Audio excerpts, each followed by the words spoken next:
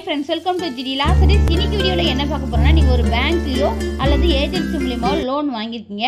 அந்த லோனை வாங்குன பிறகு 90 நாளைக்கு மேல உங்களால லோன் அமௌண்ட்டை பே பண்ண முடியல. அதாவது 3 மாதத்துக்கு மேல உங்களால லோன் அமௌண்ட் பே பண்ண முடியலனா அந்த பேங்கோ அல்லது ஏஜென்சியோ என்ன பண்ணுவாங்கன்னா உங்ககிட்ட இருக்கிற ப்ராப்பர்ட்டி வேல்யூவை பார்த்து அந்த ப்ராப்பர்ட்டில அவங்க லோன் அமௌண்ட்டை அடைக்க முடியுமான்னு பார்த்து அந்த ப்ராப்பர்ட்டியை வந்து அவங்க சேல் பண்ணி அவங்க லோன் அமௌண்ட்டை அடைப்பாங்க.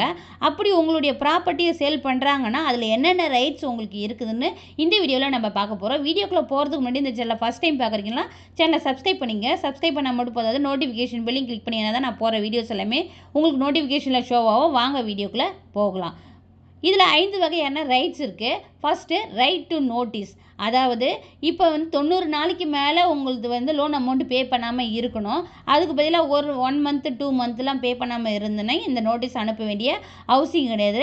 90 நாட்களுக்கு மேலே கடந்து போயிடுச்சு, நீங்கள் லோன் அமௌண்ட் பே பண்ணலைன்னா அந்த பேங்க்லேயோ அல்லது ஏஜென்சி மூலியமாவோ உங்களுக்கு 30 டேஸ்க்கு முன்னாடியே ஒரு நோட்டீஸ் அனுப்பணும்.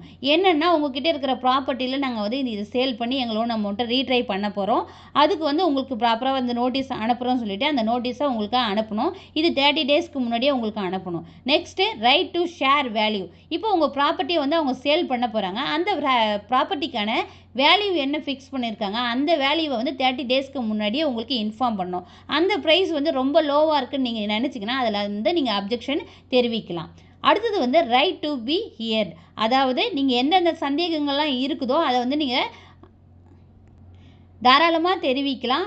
இல்லை வந்து உங்களுடைய ஷேர் ப்ராப்பர்ட்டியுடைய வேல்யூ வந்து கம்மியாக இருக்குதுன்னா அதை வந்து தடுத்து நிறுத்துறதுக்கும் உங்களுக்கான ரைட்ஸ் இருக்குது. அதுக்கான பேங்க் சைட்லேயோ அது ஏஜென்சி சைட்லேயோ 7 டேஸ் டைம் கொடுக்குறாங்க. அந்த 7 டேஸ்க்குள்ளே உங்களுடைய அப்ஜெக்ஷன் என்னவோ அது வேல்யூபுளாக இருந்ததுன்னா அதை வந்து அவங்க எடுத்துக்குவாங்க. இல்லைனா வந்துட்டு அவங்க வந்து அந்த 7 டேஸ்க்கு அப்புறம் உங்களுடைய ப்ராப்பர்ட்டியை சேல் பண்ணுவாங்க. அதுக்கப்புறம் ரைட்ஸ் டு கிளைம் அதாவது பேலன்ஸ் அமௌண்ட்டு. இப்போ வந்து உங்களுடைய ப்ராப்பர்ட்டி வந்து அந்த பேங்க்கோ அந்த ஏஜென்சியோ சேல் பண்ணிட்டாங்க. அதில் 80% அமௌண்ட்டு தான் வந்து நீங்கள் வந்து லோன் வாங்கியிருக்கீங்க. மீதி 20 பேலன்ஸ் வந்து 20% வந்து உங்களது அமௌண்ட் இருக்குதுன்னா அந்த 20% நீங்கள் கேட்குறதுக்கான ரைட்ஸு உங்களுக்கு இருக்குது. அதுக்கப்புறம் rights to be treated politely. அதாவது இப்போ நீங்கள் ஒரு பேங்க்லேயோ அது ஏஜென்சி மூலியமாக லோன் வாங்கியிருக்கேன், உங்களால் ஏதோ ஒரு பர்சனல் இஷ்யூஸ் அதாவது நீங்கள் வந்து செலுத்த முடியலன்னா அவங்க வந்து உங்ககிட்ட வந்து ஹராஸ்மெண்ட் பண்ணியோ அல்லது மேன் ஹேண்ட்லிங் பண்ணியோ பேட் வேர்ட்ஸை யூஸ் பண்ணியோ உங்களை வந்து ட்ரீட் பண்ணக்கூடாது. அப்படி அவங்க பண்ண முடியாது. அவங்க என்ன பண்ணலான்னா உங்களுக்கு நோட்டீஸ் அனுப்பலாம். அந்த நோட்டீஸ்க்கு ரிமைண்டர் நோட்டீஸ் அனுப்பலாம்.